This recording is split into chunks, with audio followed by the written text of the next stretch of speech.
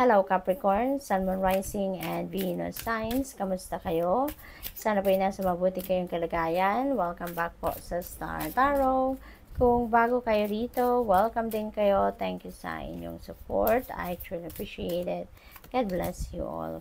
Capricorn, domestic harmony. This is really beautiful. Magkakaroon na din kayo finally na magandang samahan. Magandang pakikitungo sa bawat isa sa pamilya. You know, mga kasama ninyo sa bahay. So, this is really good kasi magiging masaya ang lahat na, alam mo yun, nagkakaintindihan. So, that's really beautiful. Synchronicity. You're being divinely guided, Capricorn, ano? You're being sent signs, symbols, and synchronicities dito. At that is to help you, no, on how you're going to navigate your current circumstances, Capricorn. So, this is really beautiful. What else? We have forgiveness. Ayan, napakaganda. May kapatawaran na. May lugar na ang kapatawaran sa puso ninyo sa ngayon, Capricorn. Posible na kayo yung handa ng magpatawad or posible na kayo yung handa ng humingi ng kapatawaran from someone or kung kanino man ano, na meron kayong hindi pagkakaintindihan, no? Siguro sa ngayon, you have accepted the fact na nangyari, tapos na yon, wala nang magagawa, hindi na may babalik, no? Kaya handa na siguro kayo ngayon na magpatawad or humingi ng kapatawaran. We have love for partnership. Ayan. So, mayroong love and romantic relationship dito na mabubuo for some of you, ano, Capricorn. Maaring meron ditong nanliligaw sa inyo if you are single, no? At someone is interested in you romantically. Maaring someone is going to ask you out on a date. Kaya, that is exciting. We have number 10, no? Karmic completion. Meron nang graduate dito sa inyong karmic debt, no? Ngayon, magiging maayos na ang lahat. Kasi ngayon, makukomplete nyo na, kumbaga, kung ano man yung ano ninyo, karmic debt ninyo dito, gagraduate na kayo from that. Siguro ang iba sa inyo dito, napapansin ninyo na bakit paulit-ulit yung problemang ito.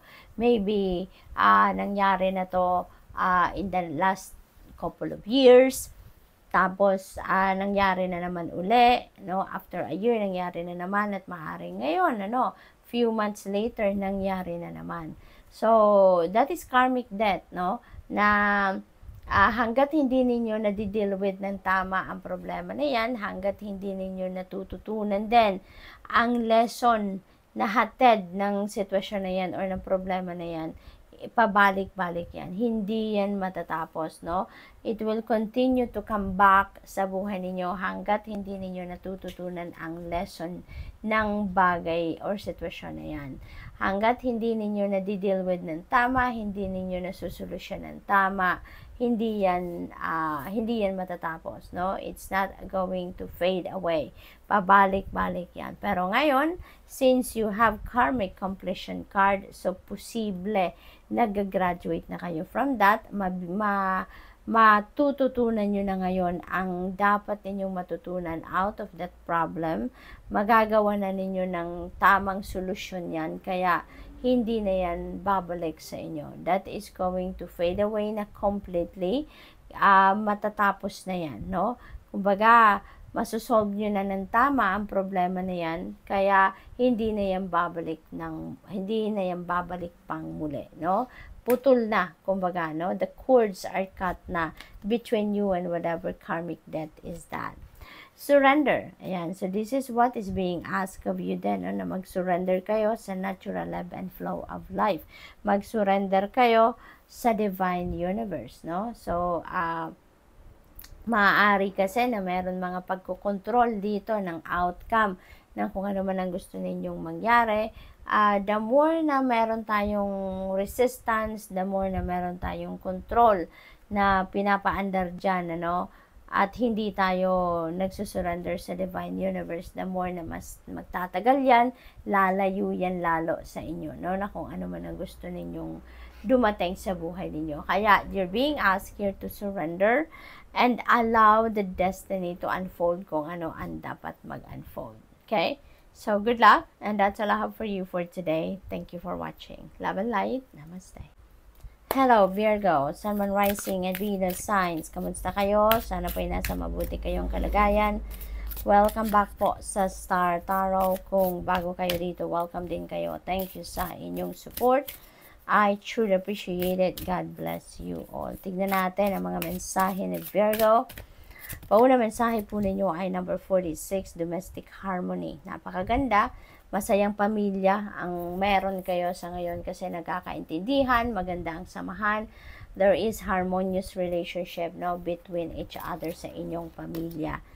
Leadership, Virgo, maaaring isa kayong leader, maaaring isa kayong nasa position of authority, maaaring kayo ay mapopromote into a leadership role, no? Congratulations. We have communication and we have number 33. Number 33 is a master number po, no? That is a very powerful number. Kaya I suggest, please look up for the meaning of master number 33 for more guidance, okay?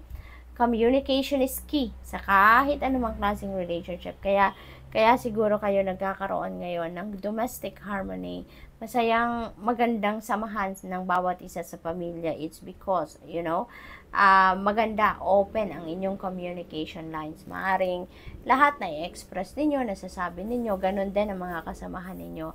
Naririnig ninyo ang boses ng mga kapamilya ninyo. Kaya maganda, no, ang resulta.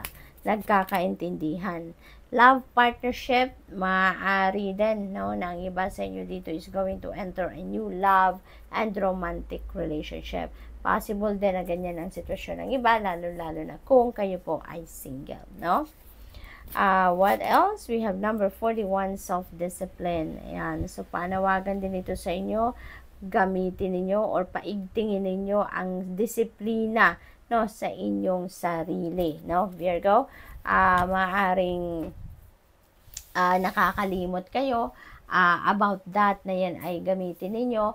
Kaya ngayon, ano to ngayon, yung parang reminder ito sa inyo na paigtingin ninyo ang inyong self-discipline at this time. Number 99, another synchronicity, we have double 9. So I suggest, please look up for the meaning also of number 99 for more guidance.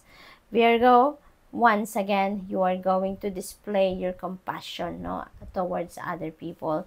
You are naturally very generous, very compassionate, very helpful kayo, very loving, very generous, very supportive of other people. At maaring ngayon, mayroong lalapit sa inyong mga tao na, alam mo yun, magpapakita sa inyo ng compassion. Okay, this is really good, Virgo. Okay?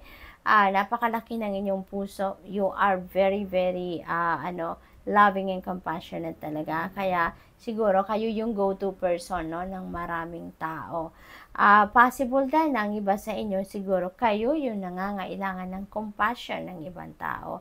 So, possible na kayo yung nangangailangan ng pagmamahal ng ibang tao, tulong ng iba, yung mga ganun ba, no? So, depende sa inyong sitwasyon. We have number 22. This is another synchronicity. So, I suggest, please look up for the meaning of master number 22 po for more guidance, Virgo. You are divinely guided, you know. Intuition is on point sa ngayon, kaya it is extremely important for you to listen to your intuition, okay? Lagi po kayong makikinig sa mga intuitive messages na pinapadala sa inyo ng universe dahil yan ay gabay para sa inyo. That is a guidance for you on how you're going to navigate your circumstances at this time. Kaya napaka-importante na lagi ninyong papakinggan ang inyong intuition. Lagi ninyong papakinggan ang inyong gut instinct, ang inyong inner voice. Creativity, Virgo. Napaka-artistic naman talaga ninyo, no? You really have that creative prowess. Kaya siguro ngayon, magagamit ninyo yan, no? Maaring ngayon, you would be able to express your creativity, sa kung ano man ang inyong ginagawa or kung ano man ang inyong gagawin. Siguro, may mga opportunities din sa ngayon, May mga opportunities that is, going to give you an opportunity para magawa ninyo or magamit ninyo ang inyong creativity. You'd be able to express, no, your creative prowess sa ngayon. So that is really beautiful. What else? We have number 44, environment. Another synchronicity dito, Virgo. We have another double number. So, apat pala, no? We have number 99, 33, 22, and 44. So, I suggest, no, please look up for the meaning also of number 44 for more guidance. Virgo, maaaring ang karamihan sa inyo dito is environmentalist. Maaaring you really love taking care of your environment. Siguro, you are making sure na your environment is positive environment. Siguro inaalagaan ninyo ang inyong kapaligiran, ganun din. Kaya this could be a reminder para sa inyo, or this could be an encouragement sa inyo na ipagpatuloy po ninyo ang ginagawa ninyong yan. Okay? So good luck, and that's all I have for you for today. Thank you for watching. Love and light. Namaste. Hello Taurus, Sun, Moon, Rising, and Venus signs. Kamusta kayo? Sana po ay nasa mabuti kayong kalagayan. Welcome back po sa Star Tarot. Kung bago kayo rito, welcome din kayo. Thank you sa inyong support. I truly appreciate it. God bless you all. Pauna mensahe ni Taurus, number 66, healing. Maaari ang iba sa inyo dito, Taurus, is seeking for healing, no? Or maaaring ang iba sa inyo dito is receiving that healing energy. Posibleng ganon. Siguro nakakaramdam na kayo ng pagaling, no? Kung yan man ay physical ailment, siguro nararamdaman na ninyo siguro ngayon ang pag-improve ng inyong sitwasyon or pag-improve ng inyong pakiramdam, no? We have happy ending, Taurus. Napakaganda. Happy ending. Merong magandang katapusan, magandang resulta. Ang kung ano man ang inyong ginagawa, kung ano man ang inyong pinagkakabalahan. So this is really a very positive and optimistic energy, no? Magiging masayang-masaya kayo sa resulta siguro ng inyong ginagawa. Relationship change, may mga pagbabago dito sa inyong relasyon. Ano mang klaseng relasyon ito, relasyon man ito sa person ninyo, sa kaibigan ninyo, whatever it is, ano, na klaseng relasyon na meron kayo sa ngayon, maaaring magkakaroon dito ng pagbabago siguro sa relationship dynamics, no? Pride, yan, isang tabi muna ninyo, yung pride, siguro, kailangan ninyong ma-realize, no, na yung pride parang anay yan, no, nakakasira ng bahay ang anay. Yung pride ganun din, nakakasira din ng relationship.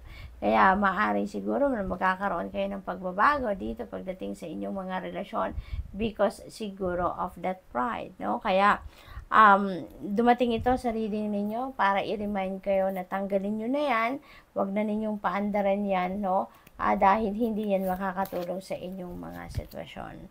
Manifestation, napakaganda. Nasa taas niya si happy ending. So you are really going to manifest siguro kung ano man yung mga heart's desires ninyo. Maaring kung ano man ang mga pinapangarap ninyo, ano man yung mga wini-wish ninyo, maaring yan idadating na sa buhay ninyo sa ngayon. It could be anything, diba? Maaring related yan sa relationship, sa trabaho, karera, pera, negosyo. It could be in anything, no?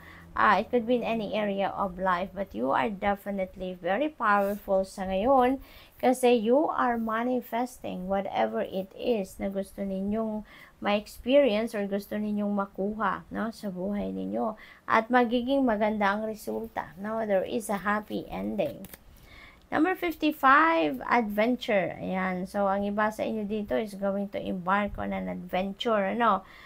Siguro may travel na gagawin ng iba sa inyo dito. Maybe you're going somewhere to a place siguro na dati takot kayong puntahan, pero ngayon siguro ipupush through nyo na yan, pupuntahan nyo na. Possibly din na may mga gagawin kayo na hindi pa ninyo nagagawa before at ngayon susubukan ninyo, no? So maaaring ganun ang ganap. Financial discipline, this is a requirement din sa inyo sa ngayon. Na paigtingin ninyo ang inyong disiplina pagdating sa inyong kaperahan, sa inyong pagmamanage ng inyong pera, sa inyong pagsunod sa inyong budget plan. paigtingin ninyo ang inyong financial discipline on that situation. Okay? So, what else? We have karmic completion, Taurus. Possible na iba sa inyo dito, no? May graduation na. Aalis na kayo, makakaalis na din kayo sa karmic death ninyo. Kaya magkakaroon na ng completion yan because siguro, no, ang sitwasyon dito, ang iba siguro sa inyo, Taurus, napapansin siguro ninyo na meron kayong problema na pabalik-balik, no? Yung bang nangyari, kung sabihin natin, nangyari na yan 5 years ago, tapos bumalik na naman. After 3 years, bumalik na naman. Or after couple of years, bumalik na naman. Tapos ngayon, nandito na naman, bumalik na naman, no? Pabalik-balik, no? Hindi kayo nakaka-graduate from that karmic debt dahil maaaring hindi pa ninyo nakukuha, hindi pa ninyo na-realize kung ano yung lesson na dapat ninyong ma-realize out of that problem. Hindi ninyo na-pick up, no, ang rason kung bakit dumadating sa buhay ninyo ang ganyang problema. Hanggat hindi ninyo natututunan ang lesson na dapat ninyong matutunan sa problemang yan, hanggat hindi ninyo na-deal with ng tama, hindi ninyo nasusolusyonan ng tama, hindi ninyo nagagawa, no, ang dapat na gawin ninyo out of that situation, yan ay pabalik-balik sa inyo. Kaya ganun siguro nangyayari na paulit-ulit, masasabi ninyo na eto na naman, nangyari na to before, eto na naman siya. No? Pero ngayon, mukhang magbabago na ang lahat. Kasi meron na tayong karmic completion, ibig sabihin nito, no? Ka-graduate na kayo, finally, matututunan na ninyo ngayon ang dapat ninyong matutunan out of that situation. Sa ngayon, alam nyo na kung papaano nyo na i-deal with ng tama ang problema na yan. Alam nyo na kung papaano ninyo susolusyonan ang problema na yan, yung most effective solution na ngayon na maiisip ninyo at saka makukuha nyo na sa ngayon kung ano man yung dapat na lesson na matutunan ninyo dito. Kung ano man yung wisdom or life lessons na dapat ninyong mapulot from that problem, ngayon ay makukuha nyo na yan. Kaya matatapos na din, you're going to complete that karma, kaya makakagraduate na kayo from that. And kung ano man ang problema na yan, that is not going to come back anymore. Kasi kumbaga, problem solved nyo na yan, no? Na-deal with nyo na ng tama at hindi na yan muling babalik. So, good luck, and that's all I have for you for today. Thank you for watching. Love and light. Namaste.